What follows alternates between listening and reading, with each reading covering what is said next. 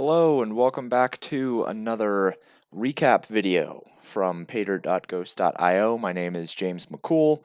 I am the one that runs things over there. I run the models, they're all my things, and just doing these recap videos every single day to make sure that I am holding accountability for the things that happen with those models and making sure to take ownership of the performance of them. I do this breakdown video of all of the active models from the last day. Yesterday was NBA and NHL, and this one is going to be kind of short and sweet just because I have a whole bunch of baseball stuff to start getting up on the site, so I need to start focusing on that. But going to do this breakdown video, going to cover the DEM matchup sheets, the defensive efficiency matchup sheets, that is, as well as the NBA range of outcomes and the NHL sheets. So we're going to start off with not the range of outcomes, but we are going to go over to the matchups model, where the top 5 plays of the day were Brad Wanamaker, RJ Barrett, Joe Harris, Kawhi Leonard, and Nikola Vucevic. And ladies and gentlemen, we did not do so great on this yesterday. We're going to go through each position and kind of talk through some things. It's not that the sheets were not good. It's just that we were on the wrong parts of the sheets. So Brad Wanamaker ended up with 8 points, 1 rebound, 3 assists, and 1 steal. He only had 21 minutes. The person who played the majority of point guard was actually Marcus Smart, who was listed as a shooting guard in the sheets. Marcus Smart ended up with 17 points, 3 rebounds, 9 assists, 3 steals, and 1 block. Really, really good fantasy performance from him. I think he put up 40-plus fantasy points on DraftKings. So, bit of a bummer there that Brad Wanamaker was the one that was listed in the sheets. Of course, as I've said a million times, and as I have this little disclaimer down here, it's just assumed that the starters are going to get these boosts, whereas you have to have a little bit of context in order to rightfully apply them, and we talked through that in the Discord. So, Brad Wanamaker, a bit of a bummer, but Marcus Smart definitely got the boost that he deserved. Other point guards that are worth mentioning here, Shake Milton ended up putting up 30-plus fantasy points, had a really, really good game against Cleveland. Mike Conley ended up putting up 28, over 5x return on value. Spencer Dinwiddie / Karis LeVert. Spencer Dinwiddie did not have a great game, but Karis LeVert had an incredible game, getting boosts from both the point guard and small forward position. So that one was a little bit tricky. Probably should have thought through that one a little bit more, but regardless, definitely a boost going to the point guard against Washington. Moving on to shooting guard, RJ Barrett ended up with 5 points, 3 rebounds, and 1 assist. RJ Barrett's just not very good at basketball. He's another bust that the Knicks have decided to take shot on and miss horribly. So RJ Barrett, definitely a bit of a letdown there. I just talked about Marcus Smart, who had a really, really good game against Utah. DeMar DeRozan had a fantastic game. He was super high owned, but in a good spot against Dallas, and without LaMarcus Aldridge, he was going to get those boosts. James Harden had a really good game for the 28 minutes that he played. I was on James Harden, and he dominated for the 28 minutes, put up like 45 fantasy points or something like that, but only played 28 minutes, had 4 fouls in the first half. Russell Westbrook was the one that kind of took over that game. Josh Richardson ended up doing really well, put up like 6x. Bradley Beal ended up doing really well, put up like 6x. Great for shooting guard outside of RJ Barrett. Small forward, Joe Harris was the top play. Joe Harris ended up getting hurt, tweaked his ankle, played about 6 minutes less than we expected him to, and only shot 20% from the field because of that injury. So I would not be surprised if he missed a little bit of time. It obviously affected him. He's a 50% from the field shooter. Ended up shooting at just a 22% clip last night because of that injury. So that's a huge bummer. Jay Crowder, had some questions about him. I'm not actually sure how he did. Miami was in a pretty good spot against Minnesota. I know they put up plenty of points. I could go back and look. James Anus, I used him in my lineup. He ended up putting up 19 fantasy points, I think. Go back. Yep, 19 fantasy points. Not bad. He was min-priced, so it was not terrible. He was in foul trouble, and he only put up like 4 fantasy points in the first half, which was a bummer. So if he'd have had a decent first half, probably crushes that price tag.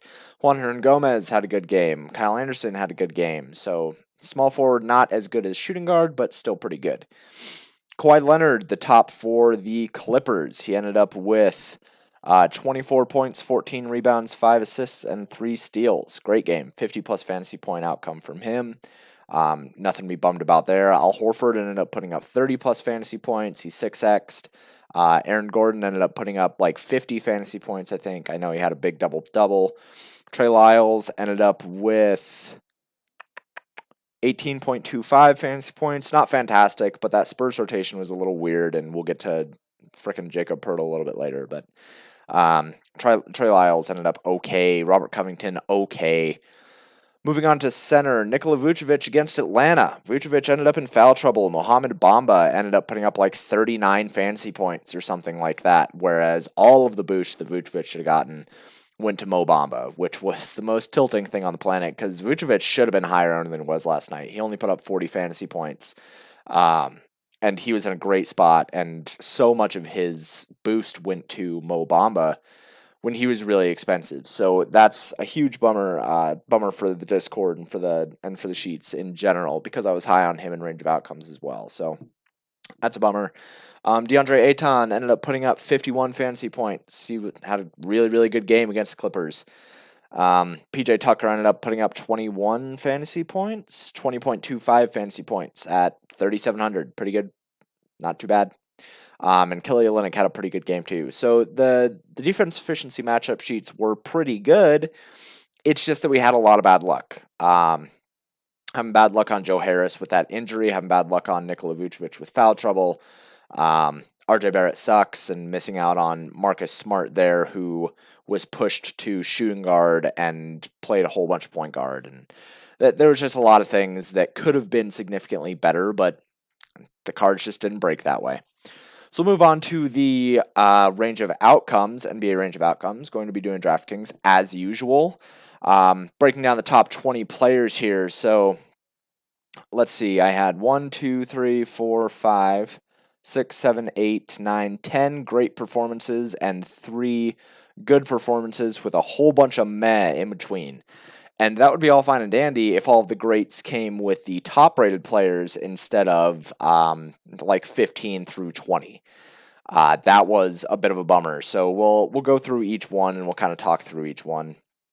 The top play on the day was Jacob Poeltl, who I don't care if I'm butchering his name. I don't know how to pronounce it, but he ended up not starting later on in the day, like half an hour before the game started. And there was the question of, okay, Lonnie Walker is starting now. Do you go to Lonnie Walker, or do you stay on Jacob Poeltl? And Jacob is a significantly better fantasy performer, much better point per minute producer. I figured that they would still have him in the rotation. I figured they would still have him going as a decent part of that rotation. He ended up playing 9 first-half minutes and then 0 second-half minutes. And I need to go in and look at why, but that doesn't make any sense. When he missed the start of his second shift in the third quarter, I was like, oh, okay, they're just going to close with him because it was a pretty close game. Nope, they ended up playing him the least minutes of anybody on the team, and super, super, super tilting. I don't regret holding him in over Lonnie Walker. I still think it was the right move. He still did more with his minutes than Lonnie Walker did. But man, is that annoying. Especially because his ownership dropped a little bit from what it should have been when Lonnie Walker was announced starting. So, just so annoying. He put up 11.5 fantasy points in 9 minutes. I had him projected for 28. Super, super annoying. Joe Harris was the 2% owned player that I was talking about on Twitter. He was one of my favorite GPP plays last night. I had him projected for 33.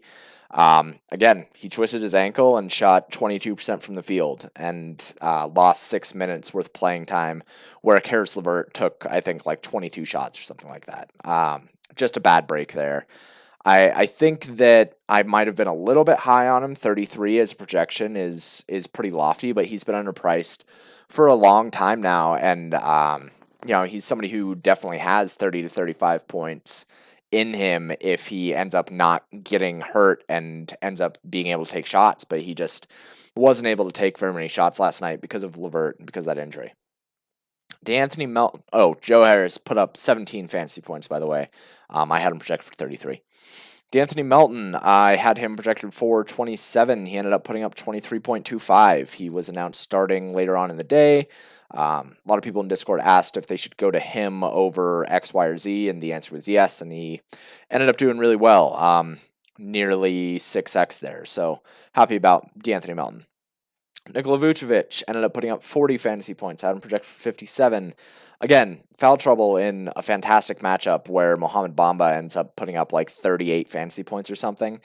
57 was well within the cards. But that foul trouble sucks, and it just is what it is. Got unlucky on that one. DeMar DeRozan had him projected for 44. He ended up putting up 51. Happy about that. Don't need any more explanation. LaMarcus Aldridge was out. Trey Lyles had him projected for 25. He ended up putting up 18.25. Again, that Spurs rotation was really weird. I don't know what they were doing with it. In the second half, it just kind of seems like Pop went away from the first half game plan, and I don't know what he was doing. So I need to go back and look into it. But definitely think that Trey Lyles deserved that projection. He was popular. I don't think that I was out on a cliff on that one. James Harden, I had him projected for 63. He had 4 fouls in the first half and only played 28 minutes and put up 46.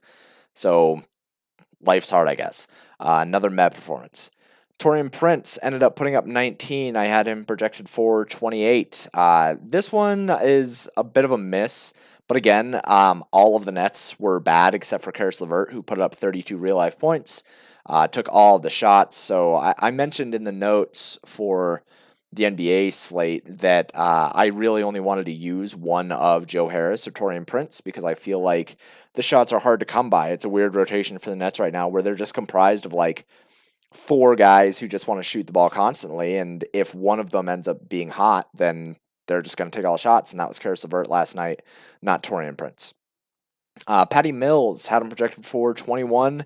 He ended up putting up 19.25. That's really good performance for his price, 3,300. Had some shooting woes as well in the first half, so not mad about that one. Russell Westbrook had him projected for 56. He put up 62. Took the extra usage from James Harden being in foul trouble. So, yeah, cool, good. James Ennis had him projected for 22. He ended up putting up 19. It's pretty good for his price, 3,400. I'd consider that a great performance, especially on a night where there weren't a lot of really cheap guys that were popular that ended up doing well. There were cheap guys that ended up doing really well, but not a whole bunch of guys that were super high owned outside of I think it was Bismack Biyombo. Moving on to Devin Booker, had him projected for 43. He was popular. He only put up 29. Did not take advantage of Kelly Oubre being out whatsoever. It was like all DeAndre Ayton that took on all that usage. Devin Booker ended up having a bad game, so is what it is. Robert Covington and had him projected for 36. He ended up putting up 27. Not great. It was a good performance. It wasn't a great performance. Again, Houston blew the other team out of the water and didn't need to play their starters in the fourth, and everybody missed out on extra rotation, so blowouts suck and they happen. Jimmy Butler had him projected for 45. He ended up putting up 38. It's okay. It's not great. It was kind of like that revenge game narrative, but mostly it's just that Minnesota is terrible on defense. And he ended up ceding quite a bit of usage to the people around him and just kind of underperformed there. And then finally, the last meh performance, because we've had a lot of them on the sheets this day. Spencer Dinwiddie ended up putting up 28. Really liked Brooklyn last night up against Washington, which should have been a high-paced, low defense game. It's kind of a bummer there. Karis LeVert was the one who just took every shot. I mean, he completely took over, so there wasn't anything left for Dinwiddie, Taurean Prince, or Joe Harris. Just a bit of a bummer. Moving on to the good performances now. Mike Conley was 5K. I had him projected for 29. He ended up putting up 28. Really happy about that. Good matchup. The Jazz suck, but it was a good matchup, so he ended up paying off pretty well. DeAndre Ayton had him projected for 44. He put up 51. Great performance there. He got most of the usage from Kelly Oubre being out. PJ Tucker had him projected for 23. He ended up putting up 20. I'm fine with that. That's a pretty good performance for just 3,700. Center was a position that crushed last night, though, so he wasn't winning you any tournaments. Josh Richardson had him projected for 30. He ended up putting up 33. Happy about that. He was only 5,200. It was a good matchup against Cleveland. Pretty much just use guards against Cleveland. They can't defend it at all. So happy about that. And finally, Dario Saric had him projected for 20.28. He ended up putting up 20.75. Pretty on the nose there. Really happy about that. It was easy to go Sergeant Scrubs last night. The one thing that I'm annoyed about is that I went with James Harden over Russell Westbrook because I had the money to do it. And dropping down that 1,000, like, I don't know where else I go up from what I already had. Maybe I go up to DeAnthony Melton or something like that. But definitely a little bit annoyed about the James Harden thing. But overall, it wasn't hard to find success with the range of outcomes last night. A whole bunch of screenshots came in last night in the Discord. A lot of people did really well. We had some top 10 finishes. We had one person take down a showdown slate. Like, really happy with the performances of NBA last night because people are learning how to read them and people are learning what to do with them and really learning forward. So I'm really proud of the community so far. Let's move on to NHL really quick and close things out. NHL was only a 3-game slate. Had the Vegas Golden Knights as the top stack, and they ended up being the top stack. They put up 3 goals. The other team that did well was Colorado, who ended up putting up 3 goals as well, and we had their front line number 1 being as the top stack. The DK player ranks, Max Pacioretty ended up doing really well. Plenty of screenshots of Vegas Knights winning screenshots and stuff like that. So happy about the Vegas Golden Knights, happy about the stack rankings and stuff like that in NHL. It was a pretty good night. It was a good night for all sports, and I'm really happy about it. So even though the models did not look incredible, there were a lot of really good performances that people landed on, and I'm stoked people are learning how to use the models and learning how to use the numbers and everything like that. So this has been another recap video. My name is James McCool. Come join the site. Come join the community. We're ramping up for baseball, so really excited about that. Thank you for tuning in, and I will talk to you guys tomorrow.